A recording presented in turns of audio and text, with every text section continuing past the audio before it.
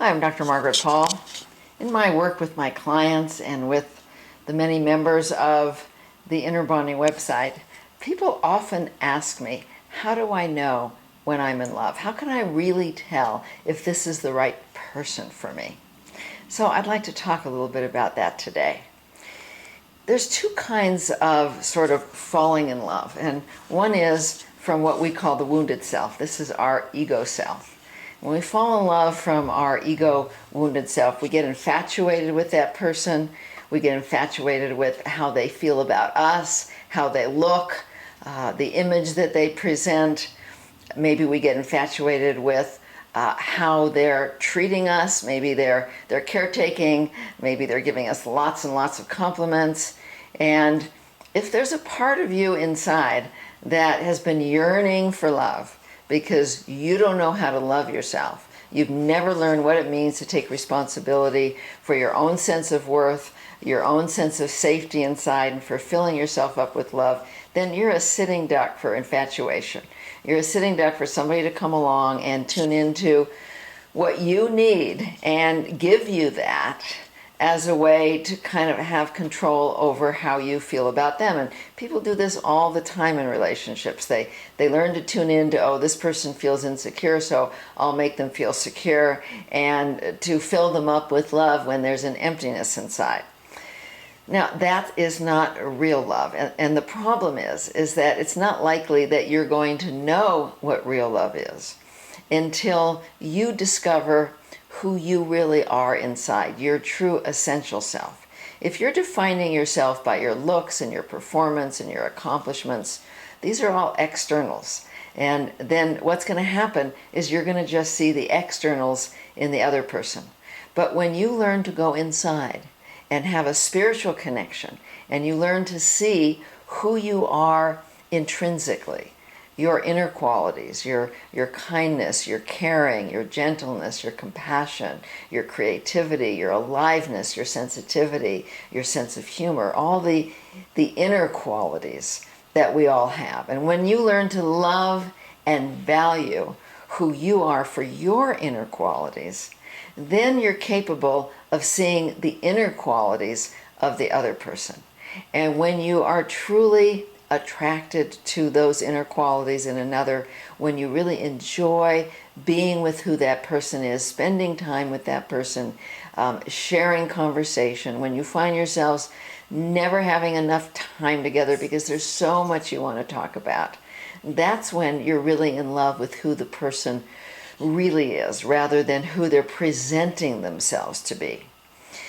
So unfortunately, it's very difficult to know when you're in love when you're not in love with yourself, when you don't know how to truly love and see yourself. And here's where the inner bonding process comes in.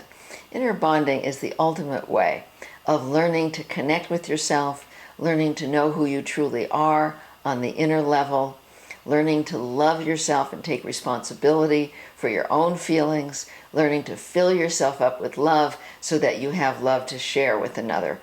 And so you might not really know when you're in love until you learn to love yourself. And that's what inner bonding is all about.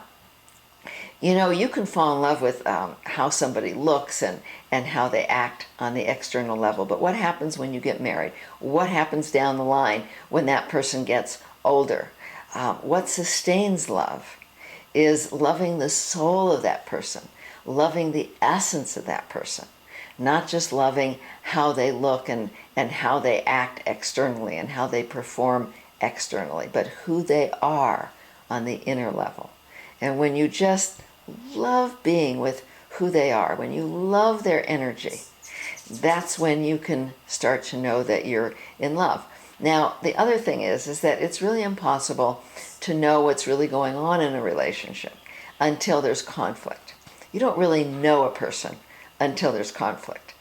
That person might be caring and loving to you until there's conflict. And then what happens? Maybe that person is explosively angry. Maybe that person takes everything personally and shuts down and withdraws and blames and goes into total resistance. Maybe there's no openness at all to talking about conflict issues. So you can't really know if you're in love with this person until you've been with them long enough to have some conflict. Usually the first few months of a new relationship is a honeymoon period. Everybody's on their best behavior. And what you see is that person trying their very best to be who they think you want them to be. And so it's not until you run into some kind of conflict that you really see what happens with this person, who they really are, and who you really are. Because what do you do in conflict? Do you get explosively angry? Do you withdraw and shut down? Do you go into resistance? Do you give yourself up?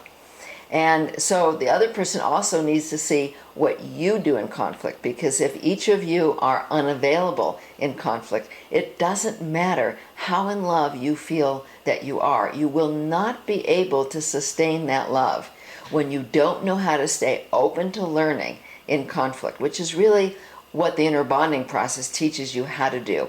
How to stay open to learning with your own feelings and needs and take responsibility for them so that you can stay open to learning with another person when they're behaving in a way that pushes your buttons. So that rather than going into your traditional ways of protecting, you are able to also stay open to learning. Because it's not just about falling in love, it's about maintaining love.